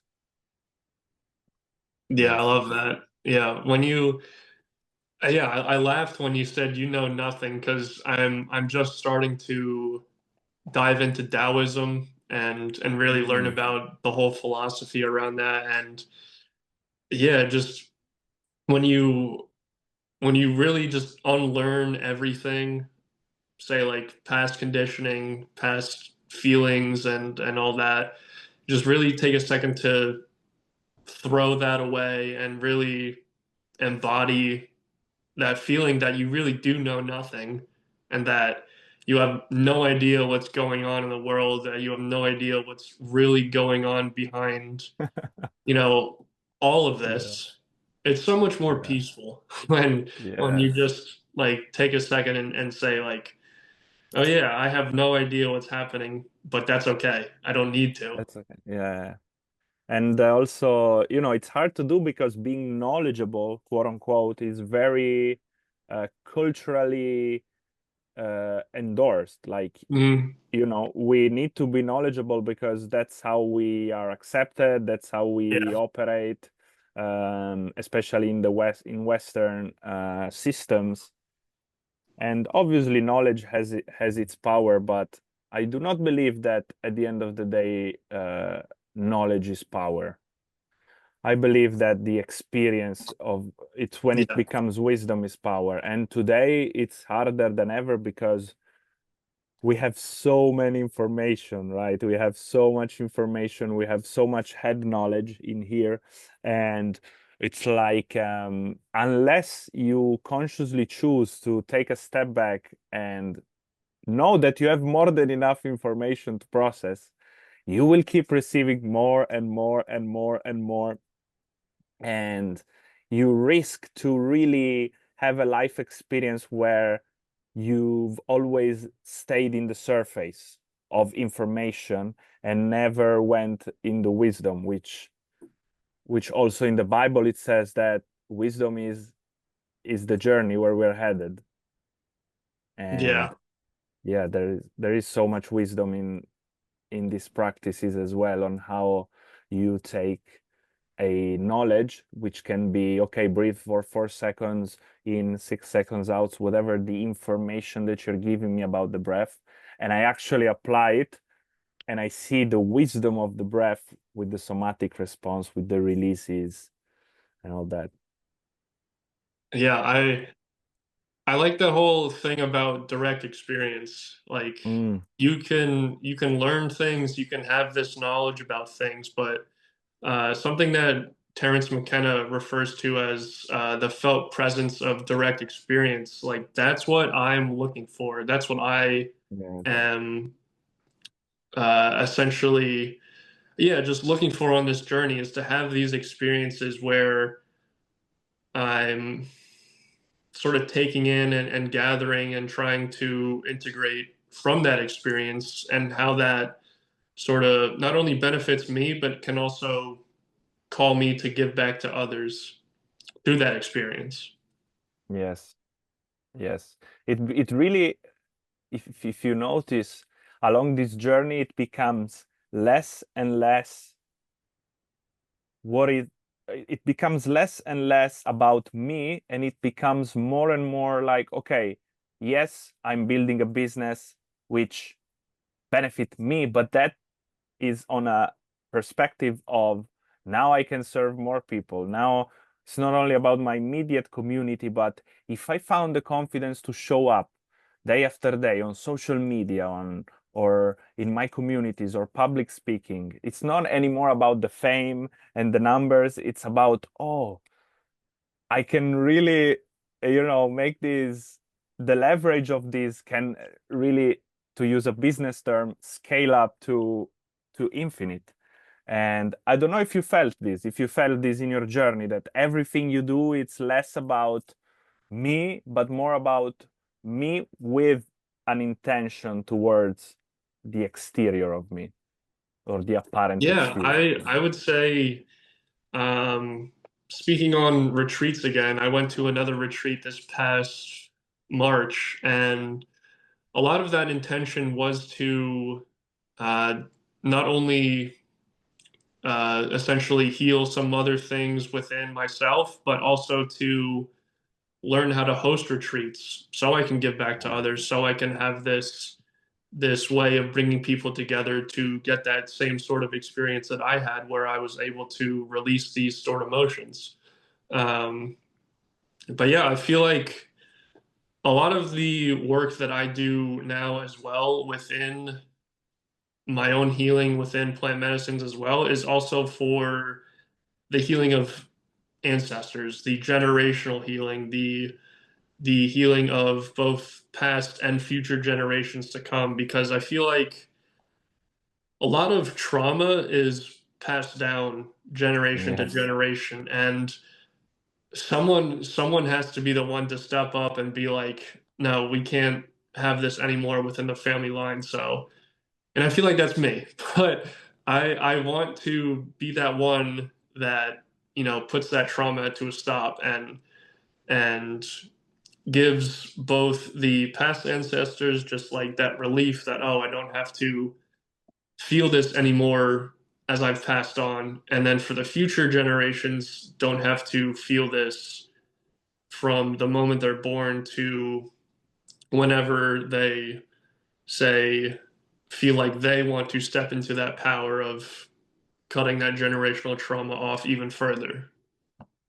Yes, I think especially for our generation, talking about me and you, it's very there is this concept, this arising in our consciousness of the responsibility, the responsibility, yeah, of wanting to heal past traumas and past experiences, and it can be a very a very intricate journey because you will go through some stuff to heal not only yourself but many other all the generations that came before you. That I believe I believe that it's very common in our generation today because we know more today. We know more, and the thing with knowledge and the thing with downloads, or however you want to call them, is that they now come with responsibility. Because if you are a person who is really on this journey, you can't look back. It happens to me sometimes, second guessing my journey or wanting to fall off into more traditional paths. But then I always have this feeling that at first comes up as rage sometimes. It's like, why can't I just have the traditional path and the success? It would be so much easier. Why do I have to go through this? And sometimes I have these reactions to it, which then invite me to look more deeper into, oh, this was a very powerful rageful reaction to my journey. Let's see what's happening.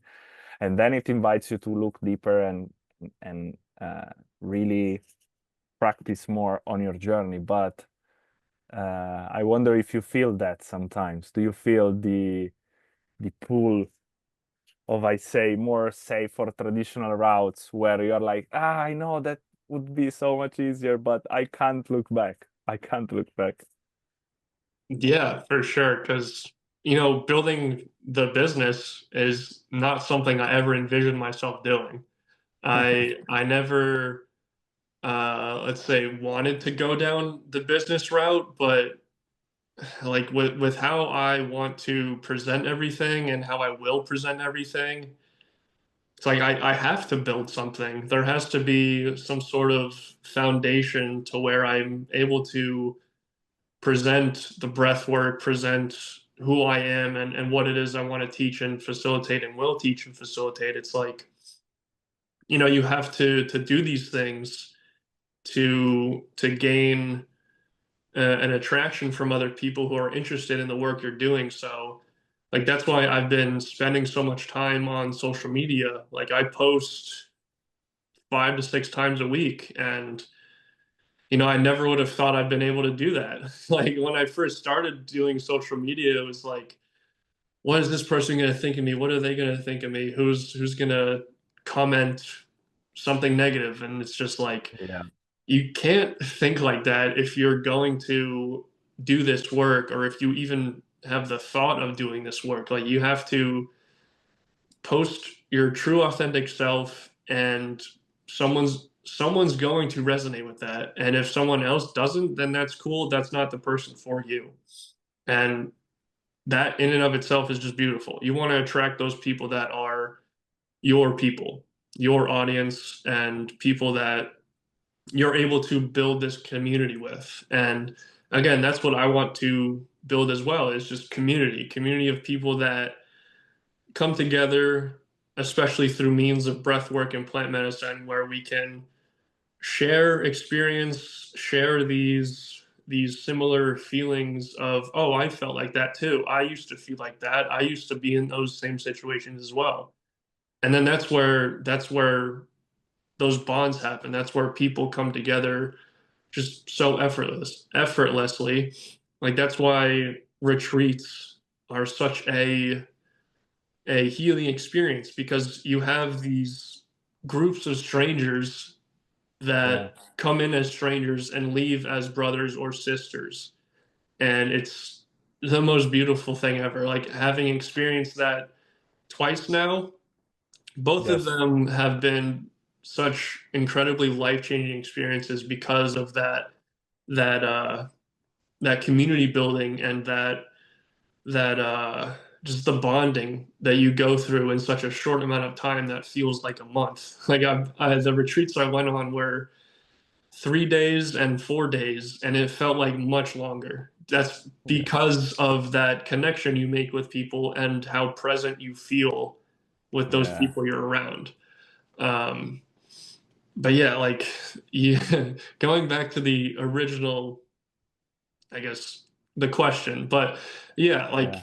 building the business is, again, something I never envisioned, but it's something absolutely necessary if I want to do all these things, if I want to reach all these people, if I want to build this community.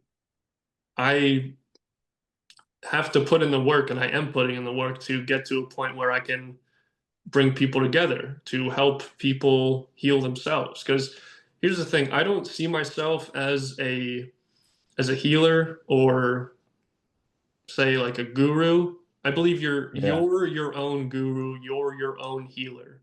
We all have Yeah. that power, that ability to heal ourselves, um, whatever means that may be, by whether it be breath work or plant medicine. But I feel like those practices that are breath work and plant medicine aren't healing you per se. It's again going back to that whole integration process. It's the integration. It's the change in the way you think, the way you want to do things, the way you see things, that is healing you. Now, those practices are like a catalyst essentially, but yeah, I don't see myself as the healer per se. It's like, Yeah. I'm giving you these tools in order for you to do it yourself, kind of thing. And I'm here to, again, guide you through that, coach you through that, however you want to put it. But um, I'm giving back the things that I've learned, so that Yes. you can take that in and then apply it to your own life. But um, yeah, it's all very, I'll say, necessary, again, if I want to be able to have that impact on other people. Yes. Very true. I went through a bit of a healing uh, when it comes to how I see business or money related to practices like breath work or meditation or guidance. And I really realized, first of all, that business can be a powerful spiritual practice as well. It's gonna Yeah. show you a lot of things. It's gonna show you a lot of things about you. As you mentioned, for yourself in your journey, the visibility, for example. Are you willing to step into the version of yourself that it's going to be out there? Is going to be this vessel for whatever message is yours, no matter what your ego is scared about being seen. That doesn't that can't matter, right? My mission is greater. So, and Mm, also around money, right? About sales, marketing, all these terms that if when I pronounce them somatically, my response is a bit of tightness.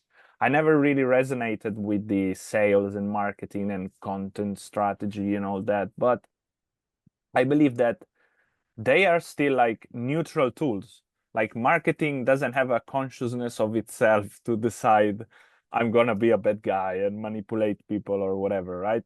You can make it, you can make it you can make it work for you, where sales and marketing can now become an invitation through energetic resonance, as you said. Like I'm just inviting you in. I'm using my words in a way that can express my message the best way possible.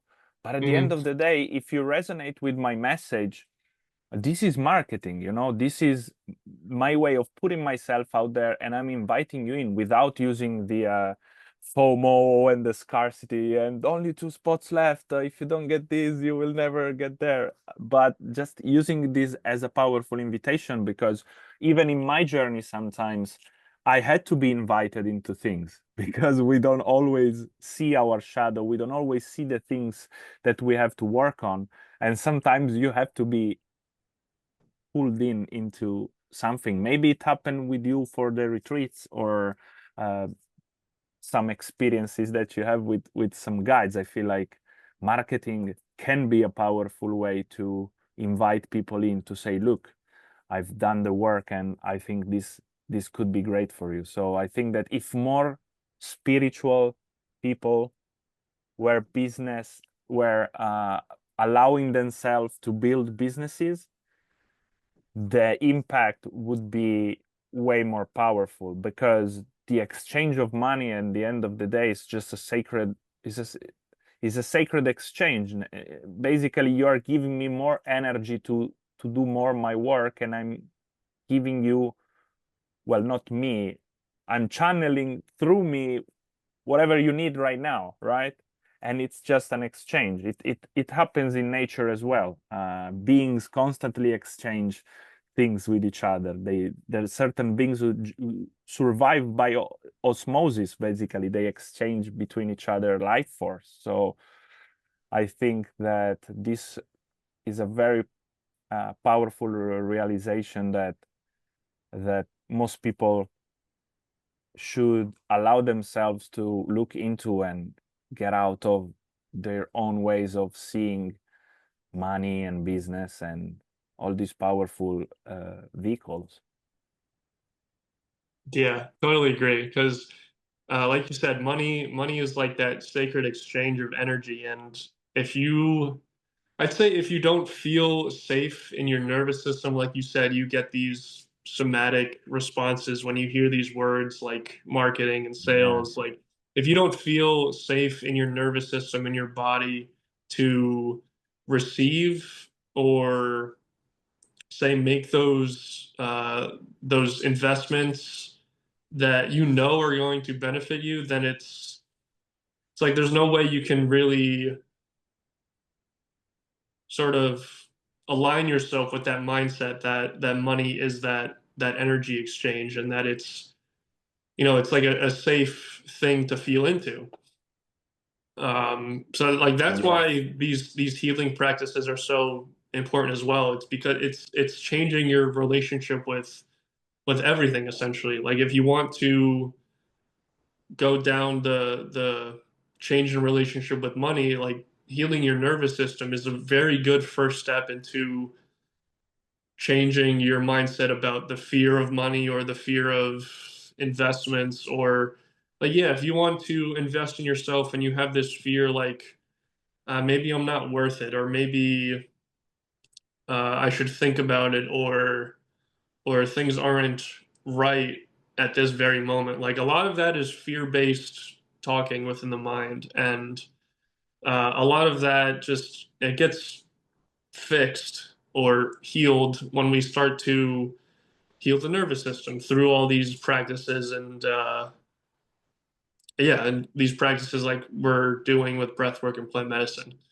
Um, but yeah, when you really start to sort of allow yourself to feel into what's going on or really process what's going on, it creates a much safer environment for you to allow yourself to invest time, money, or whatever it may be into whatever it is you want as your end goal.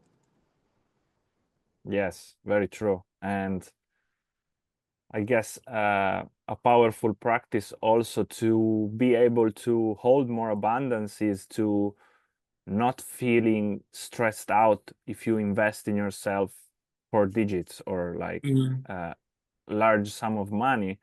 If you react with a lot of stress and second guessing and fear, which is completely normal, like there's nothing wrong with such a reaction, but then you have to bring your awareness and your presence in that reaction and realize that you are investing in yourself, and that if you can't allow yourself to feel safe into giving away in a way that money, then I don't know if you will be ready to also receive all that, because it might destroy you. And if we connect this to God, like God is unconditional love, and I don't think that it would give you something that might destroy you. All the things that it gives you are the things that will, the anxieties, the fears, even reaching to suicidal ideations.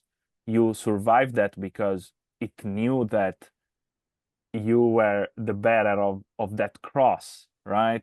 And so I don't think that if you wanting to receive more abundance in your life to bring your purpose and your mission forward, I think that you really have to train yourself to feel calm, whether you're buying an avocado at the supermarket or whether I'm paying for a retreat or a course. That can be a very powerful practice. Yeah, I love that. It was yeah, beautifully explained because yeah, when we are able to yeah, like you said, just feel into that and create this safe environment for ourselves where we're able to make those investments in ourselves without second guessing or without, you know, having these cyclical thoughts of will I actually end up better or will I get anything out of this sort Mm, of deal. But yeah, I feel like it all comes down to that foundation of healing the nervous system. yes, yes. I guess I would like to ask you a couple of last things to leave the audience with that Yeah. I think they can be very powerful. One, if you can give us, what do you think it's, if somebody now doesn't have access to a course or a guide, it's in a, they just listen to us or they were pulled into this conversation somehow and they want to say, okay, I want to close this podcast and I want to go breathe. What do you think would be the best introductory breathwork session for somebody who is doing it by themselves for the first time? And then I guess I would love, this is just a very open hearted question, but if you really have a message for the world, what do you think the world should hear more, should know more about? I guess I would love to leave you with that. Yeah, so the first one, If someone were to come away from this and do one breathwork practice, that's a good question because there's so many. I But know. I would say the most, yeah, just the most useful one would be to connect your inhale to your exhale. So that being a 5 second inhale, 5 second exhale, or a 6 second inhale, 6 second exhale, both in and out through the nose, because we want to be nasal breathing all throughout the day, as opposed to mouth breathing. As when we are nasal breathing, I'll just get into the science of it a little bit, but yeah, what this also does is essentially makes it to where you're breathing, excuse me, like around 8 to 12 breaths per minute. Yeah. And what this does is essentially keeps you into that regulated state where when we are breathing at this slower pace, although it seems contradictory as to where it's like, are you really getting enough oxygen in the body? Yeah, you are, because when you're breathing slower, you're allowing your body, your system more time to again more efficiently absorb that oxygen. And again, your heart rate is going to decrease over time. Your blood pressure is going to decrease over time. The the stress hormones that get released, like cortisol, are going to lower over time as you continue to breathe in this way, as you essentially are keeping your body in this state of rest and relaxation. Because most of the stress that we deal with is, let's say, external and things that we should not be carrying. But of course, that's just how our society is. We internalize a lot of things that are external. Um, so this simple breathing practice, and just being aware of it as well. Like I mentioned before, awareness around the breath is so important. Um, but yeah, just being that intentional with your breath, and it'll become a what's the word? It won't be like a practice anymore. It'll be your normal breath rate, to where breathing in for 5 seconds, breathing out for 5 seconds is just your resting breath rate. And Yes. just the health That's benefits that powerful. that come from that is, the list is very long. But like I mentioned, your heart rate, your blood pressure, the cortisol release lowered, and that's what makes that huge difference in feeling much calmer throughout the day, and being able Yes. to mitigate those stress responses that are outside of your own control. And then to answer your second question, what does the world need to hear more? Yes. What do Uh, you think the world needs to hear more? What do you think that yeah. message is? Oh, yeah, these are good questions. You I mean, can I take would your just time to say, think through about this. yeah. Um,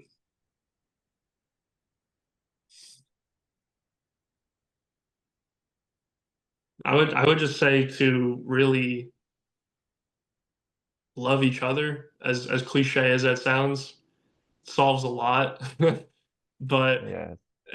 love each other, love yourself, really learn what it is that is you, that makes up you. Because when you learn to love yourself, loving others becomes so much easier. Uh, Hmm.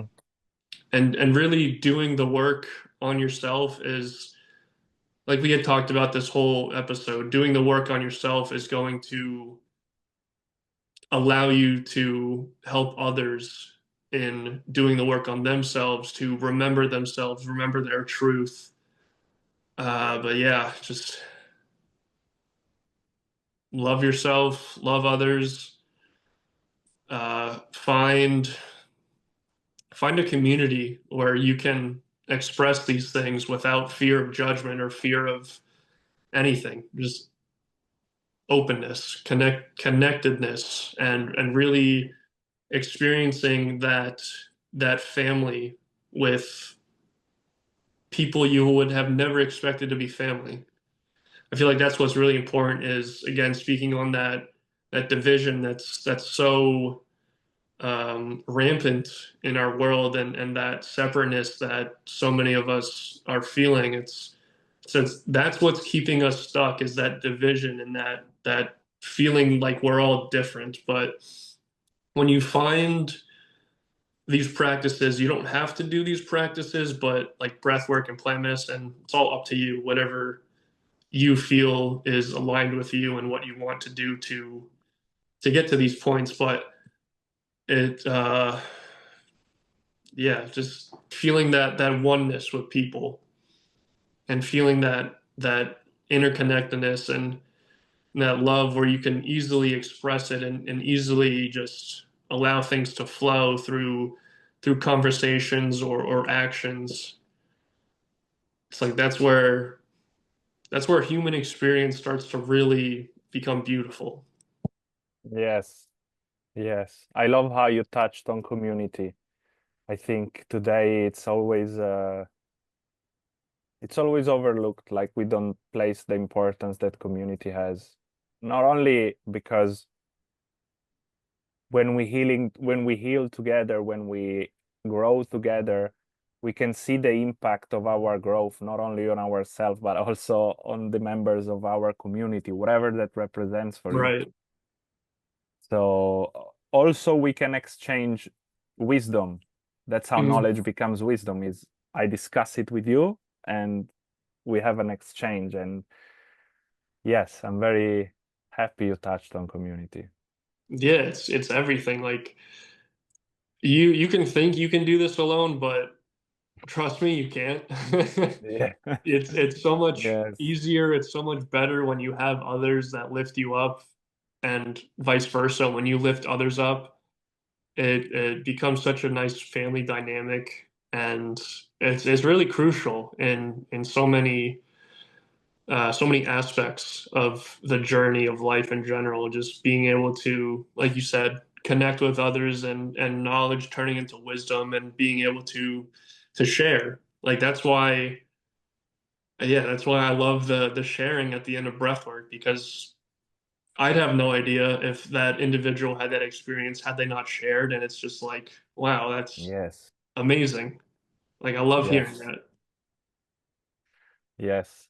And I wish that um I wish that people will allow themselves to, and I'm also speaking to myself, to really allow themselves to not only see the things, but also to jump into the things, to have Yeah, the courage, to not only be aware of the things that are holding you back or that you have to process, but have the courage to step into the water and just give yourself permission. It's serious, but it's also fun. You know what I mean? Like it is very important work, but it can become also play. yeah, It can mutate in many. It can take many different forms. yeah. 100% agree. Awesome. Like that's the whole point of this, to play, to Yes. have fun with it, to experiment, to see what works for you, and to yeah, just tap into it. Of Yes. Chase, thank you very much for being course, here, brother.